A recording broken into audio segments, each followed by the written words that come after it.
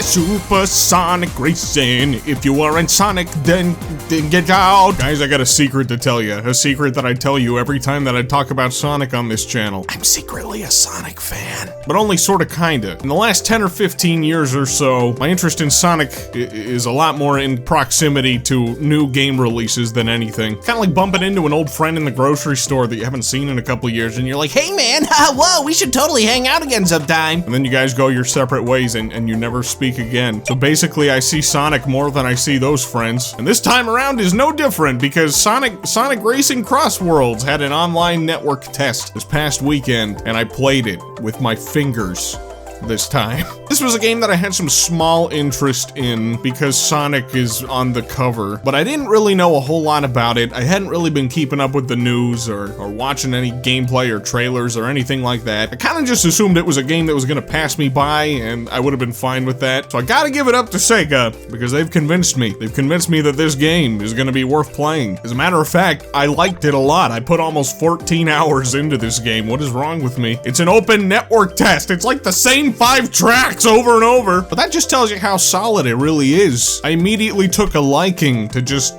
the control. It's so nice. I don't really know how to put it elegantly, so let's put it this way. I can sit in the car and then I can go and it feels really good to go. One thing I was pretty excited about was seeing the Riders hoverboard things return from Riders. I played the first Sonic Riders game as a kid and I liked it a lot, and I didn't really play any of them beyond that. It died with the Kinect on Xbox. I did get to try that one time at a friend's house.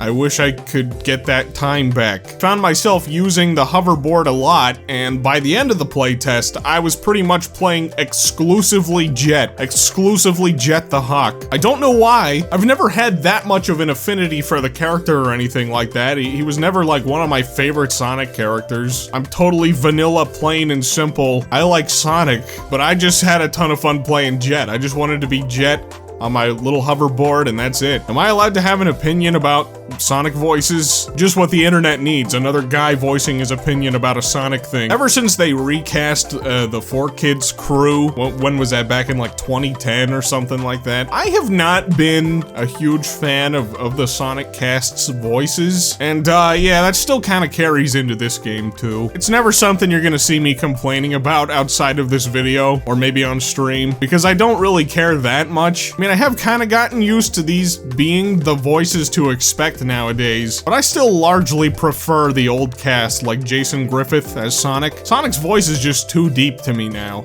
I say now, as if that hasn't been his voice for the last 15 years. Roger's a good actor, I just don't know that the voice is a right fit. But yeah, I meant to tie that into Jet, because Jet has the exact opposite problem to me that Sonic does, where I feel like his voice is too high. He sounds too dorky and nerdy now. Victory! Victory! The amount of times I heard that voice clip during the open beta, and it cracked me up. I mean, it should be illegal. Victory! Victory! I don't know why that's a thing. Anyway, okay, another really cool thing about this game is just how super customizable it is. There's a lot of vehicle customization, which is already a pretty cool thing. I mean, there was a lot even just in this open network test, but I think the final game is going to have much, much more, which is honestly pretty crazy. You could change everything, man. You could change the wheels, you could change the front of the car, the back of the car, you could change the colors, the horn, you could put decals and shit. The game is already pretty stuffed just on that front alone. And you look at the character roster and it's like, oh my god, are they adding every character ever to this game? That's insane. There's so many spaces. I'm not usually one to like jump for DLC anymore, but I am kind of excited for the DLC in this game. They're gonna add SpongeBob. Why? I don't know. Pac-Man's gonna be in it? Dude, I wanna race as SpongeBob and Pac-Man in my Sonic racing game. Are you kidding me? I haven't even talked about the courses yet. Damn, dude. Dude, this shit's fun. I don't think there's a single course in this game that I super dislike, except for maybe that Sonic Forces one. I didn't even like that level in Sonic Forces, so I guess it's not just Sonic Forces' fault. It's just not a good level. But I think there's gonna be a lot more than just the handful that we got to play in this network test in the final game too. So that's really also pretty cool. This game has a whole gimmick where, you know, the first lap of a race, you're on the course that you selected, but then for the second lap, you seamlessly transition into a whole different track for the second lap. I think this right here is the gameplay loop that really just keeps the entire thing feeling fresh, or kept it feeling fresh for the entire time that I was playing the network test. You were always seeing something new visually going on in each of these courses. They were super fun and engaging the entire time. Not only that, but like the first lap on the one course is gonna be different from the third lap on the course. Most of the time, I think. There's two tracks in particular coming to mind for me, being the Sonic Raceway and the Sand Place, where there's alternate paths that open up on the third lap. So yeah, all 3 laps, from what I remember, switch it up, and it's really cool. And you're racing the entire time on engaging tracks. Here comes the toaster bath. I'm not ready to say that this game is better than Mario Kart World yet. After all, it was just an open network test. But what I will say is that, man, it was a whole lot of fun to just get to race on racetracks. No straight dual lane highways to drive down with not much going on. I'm just saying. But the verdict is still out on that. One area where this network test absolutely suffered, though, was the online. The thing that it was meant to be testing. So, I mean, it's a good thing they ran the test. There were constant network stability issues when grouping up with friends. Heck, even sometimes whenever I was just racing by myself, I would get host connection errors. I'm like, host? Who's hosting? Who's hosting this Sonic party? Come on. You're being a terrible host. I brought hors d'oeuvres. Yeah, we wouldn't go more than like a race or two as a group before it would all just totally fall apart and we would have to group up all over again. There was a festival event on the Sunday of this weekend playtest that I didn't get to play too much of. I played it a little bit, but I was playing with randoms and I wasn't like a super big fan of it. But I heard from a friend of mine who played it a lot more that, yeah, it was also really unstable. Maybe even more unstable than just doing the regular races. So I'm really hoping that Sega is taking the feedback from this weekend and sprucing up the online for the full release, because I think it comes out like later this month. It's not far away. It's not far. Damn, dude, there's so much to talk about. I forgot to talk about the gadgets. Yeah, this game has gadgets that allow you to customize the way you play. It's actually pretty cool. I'm the kind of guy that whenever I find a build that I like, I don't really switch it up too much. So for most of the playtest, I use the gadgets that let me do tricks really fast, and the more tricks I do, the more coins I receive. Coins?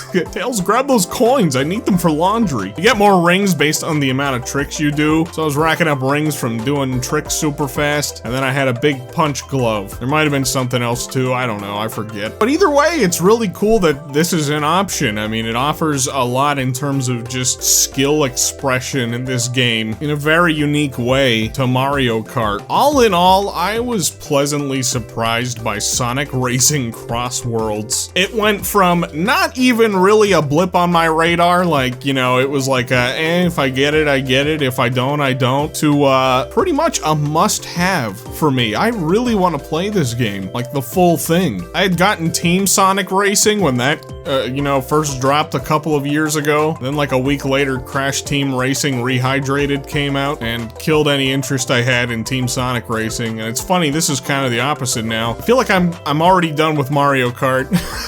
It wasn't a bad game, but like, I don't know, I just kind of feel like I've gotten my fill. And now Sonic is on my radar. I'm like, dude, this game is sick. Feels like they've taken everything that they've learned from the past however many Sonic racing games there have been, cobbled them into one, and then multiplied the amount of content by many times. I remembered liking Sonic Transformed a lot, and that's definitely, they incorporated some of that in here too. And then, you know, again, just the amount of characters that they're adding to this is also really cool. Like I said, I would definitely try out some of the other ones. Again, SpongeBob, Pac-Man, those are pretty cool. They're adding in some other Sega characters too, like Yakuza Man and Persona Fella, that character from Smash Smash Brothers. Here is my very brief wish list, Sega, if you're listening. Let's get some Eye from Monkey Ball in here, man. You know, Sonic gets to appear in Monkey Ball. I think it's only fair that you invite Eye to the Crossworlds party, okay? And Billy Hatcher and the Giant Egg. That's right, Billy Hatcher. Don't you forget about him. Don't let him fade out, man. Don't let the light die out. Don't do it. You guys think there's any chance Billy Hatcher comes back again someday? If you answered probably not, then I think you read my mind. Either that or I'm just saying out loud what everyone already knows to be true. So guys, did you get to play Sonic Racing Crossworlds over the weekend? If you did, what do you think about it? If you didn't, did I change your mind about it? Did I make you think like, hey, maybe I should look at that game a little bit. Maybe I ought to think about it. What kills my soul is that the deluxe edition comes out the same day as Pac-Man World 2 Repack. So Sega, if you want to hit me up and help my wallet out a little bit that day, you want to hook me up with a free copy, man. I'm just saying, I had a ton of fun. I'll glaze the shit out of it. Okay, I gotta be honest. I gotta be honest with my audience if there's things to say that maybe aren't so pleasant. But most of what I played during this playtest was pleasant. Except for the online problems that I hope get fixed. Anyway, yeah, leave your thoughts in the comments below. Hope to hear from you. I always enjoy reading your comments. See you later, bye-bye.